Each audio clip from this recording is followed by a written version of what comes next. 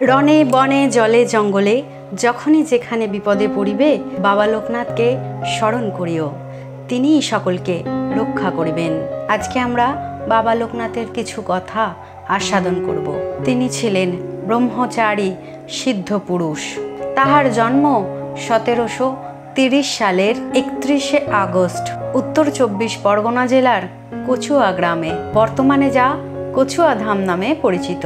তাহার পিতার নাম রামনারায়ণ ঘোষাল এবং মাতা কমলা দেবী। তিনি বাবা মায়ের চতুর্থ সন্তান ছিলেন। পিতা রামনারায়ণ ঘোষাল ছিলেন ধর্মপরায়ণ ব্রাহ্মণ এবং গুপ্ত সাধক।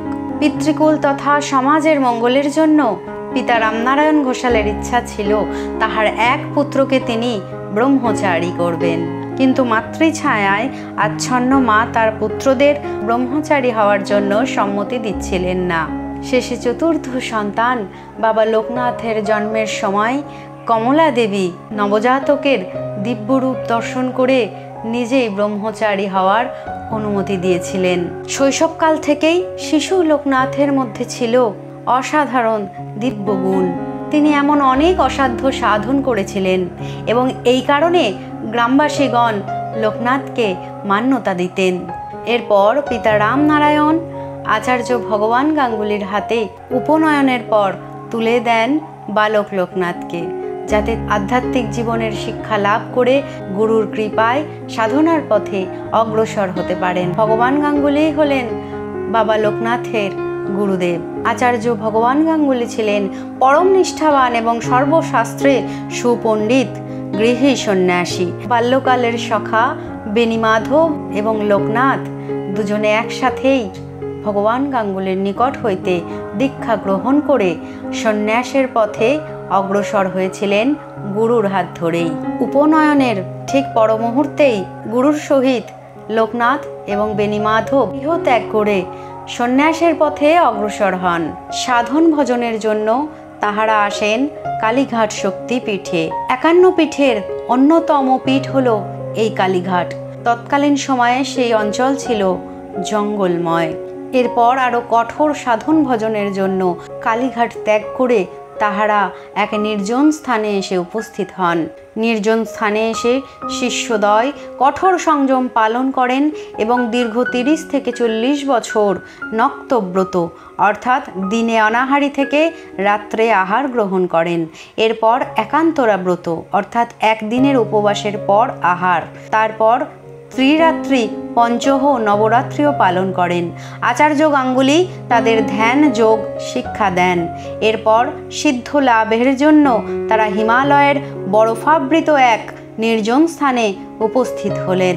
সাধনা চলাকালীন সময়েই গুরু ভগবান গাঙ্গুলি দেহ ত্যাগ করেছিলেন। বাবা লোকনাথ এবং বেণীমাধব গুরুর দেখানো পথ অবলম্বন করে বাকি সাধনার পথে অগ্রসর হয়েছিলেন। 50 বছরেরও অধিক সময় ধরে কঠোর তপস্যার পর সমাধির উচ্চতম শিখরে পৌঁছান এবং পরম তত্ত্ব লাভ করেন। এরপর বাবা লোকনাথ যখন বারোতিতে আসেন তখন প্রথম অবস্থায় মানুষজন তাহাকে দেখে অপ্রস্তুত হয়েছিলেন, মনে করেছিলেন এ বুঝি কোনো পাগল মানুষ। কিন্তু সেথায় সকলে যখন বাবা লোকনাথের দিব্যগুণ দর্শন করেন তখন তারা বুঝতে পারেন ইনি সাধারণ মানব নন, ইনি হলেন মহাপুরুষ, পরম সিদ্ধ পুরুষ। তারপর সেথায় গড়ে ওঠে বাবার আশ্রম। বহু ভক্তগণ আসতেন বাবার কৃপা লাভ করতে। দয়াময় বাবা লোকনাথ কখনোই শিষ্যদেরকে নিরাশ করতেন না।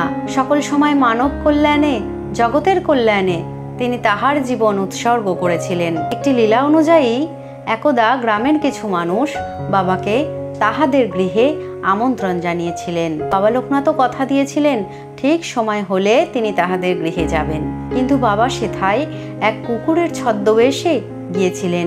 বাড়ির লোকজন বাবার এই ছদ্মবেশ চিনতে পারেননি। বাইরের কুকুর মনে করে চরম প্রহার করেছিল বাবাকে।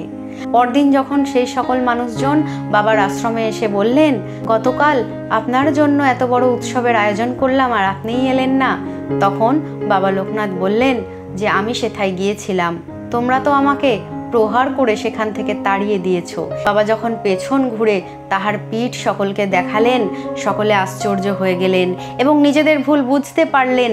যে কুকুরকে তারা প্রহার করেছিলেন তিনি আর কেউ নয়, স্বয়ং বাবা লোকনাথ। এই কারণেই বাড়িতে যদি কোনো পশু খাবারের আশায় আসে তাকে অবশ্যই কিছু না কিছু আহার দেওয়া উচিত। এরকমই অনেক দিব্য লীলা বাবা দর্শন করিয়েছিলেন তাহার ভক্তদের। বারোদিতে অবস্থানকালেই বাবার কৃপা লাভের জন্য অনেক ভক্তগণ সেথায় আসতেন। এক ভক্ত তাহার পুত্রকে নিয়ে কাঁদতে কাঁদতে বাবার কাছে এলেন। তার পুত্রের কঠিন দুরারোগ্য ব্যাধি হয়েছিল, যক্ষা ব্যাধি। সেই সময় যক্ষা রোগের ঔষধ আবিষ্কার হয়নি। তখন যক্ষা হলে গ্রামের পর গ্রাম মানুষ মারা যেত। বাবা লোকনাথ বুঝতে পেরেছিলেন যে তাহার পুত্রের আয়ু শেষ হয়ে এসেছে। তবুও তিনি ভক্তকে কৃপা করে তাহার পুত্রের রোগ নিজের শরীরে ধারণ করেছিলেন এবং ধীরে ধীরে তাহার পুত্র সুস্থ হয়ে ওঠে। রোগমুক্ত হওয়ার পরেও সেই বালকের মৃত্যু হয়। কিন্তু এই মারণ ব্যাধি ধীরে ধীরে বাবার শরীরে প্রভাব বিস্তার করতে থাকে। তিনিও তো ভগবানের অংশরূপে মানব দেহই ধারণ করেছিলেন। আর জগতের নিয়ম অনুযায়ী, সৃষ্টির নিয়ম অনুযায়ী এই মৃত্যুলোকে মানব দেহ যারা ধারণ করেন একটা না একটা সময় এই মানব দেহ ত্যাগ করতেই হয়। এটাই জগতের নিয়ম।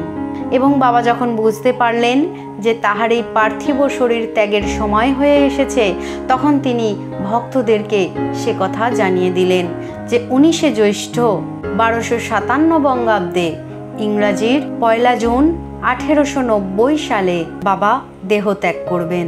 সেই শুনে ভক্তদের আকুল প্রার্থনা, বাবা আপনি আমাদের ছেড়ে যাবেন না। আপনি যদি আমাদের ছেড়ে চলে যান তাহলে তো আমরা অভিভাবক হারা হয়ে পড়ব। আমাদেরকে সঠিক পথে মার্গদর্শন কে করাবেন? তখন বাবা আশ্বস্ত করলেন যে আমি আমার পার্থিব শরীর ত্যাগ করছি, কিন্তু আমার সূক্ষ্ম দেহ সকল সময় তোমাদের মধ্যেই থেকে যাবে। তাই রণে বনে জলে জঙ্গলে যখনই যেখানে বিপদে পড়িবে আমাকে স্মরণ করিও, আমিই রক্ষা করিব। এরপর আসে সেই দিন 19শে জ্যৈষ্ঠ সকাল 11:45 বারোদি আশ্রমে সমাধিস্থ হন ত্রিকালদর্শী বাবা লোকনাথ। ওই সময় তাহার পার্থিব শরীরের বয়স হয়েছিল 160 বছর। এরপরেও ভক্তের কল্যাণে, জগতের কল্যাণে বাবা সদা সর্বদাই ভক্তের ডাকে সাড়া দেন, ভক্তকে বিপদ থেকে রক্ষা করেন। এমন অনেক প্রমাণ, এমন অনেক ঘটনার সাক্ষী আছে এই জগৎ। আগের ভিডিওর প্রশ্ন ছিল রামচন্দ্র স্বয়ম্বরে কোন পরীক্ষা দিয়ে সীতা দেবীকে বিবাহ করেছিলেন? রামচন্দ্র স্বয়ম্বরে হরধনু ভঙ্গ করে সীতা দেবীকে বিবাহ করেছিলেন। সঠিক উত্তর দিয়েছেন রাজীব দাস মোহনপ্রিয়া ভক্তিকথা। আজকের প্রশ্ন হলো, ভয়ঙ্কর দাবানলের অগ্নি থেকে বাবা লোকনাথ কোন মহাপুরুষকে উদ্ধার করেছিলেন? কমেন্টে উত্তর জানান। সকলে খুব ভালো থাকুন, সুস্থ থাকুন, সাবধানে থাকুন। জয় বাবা লোকনাথ।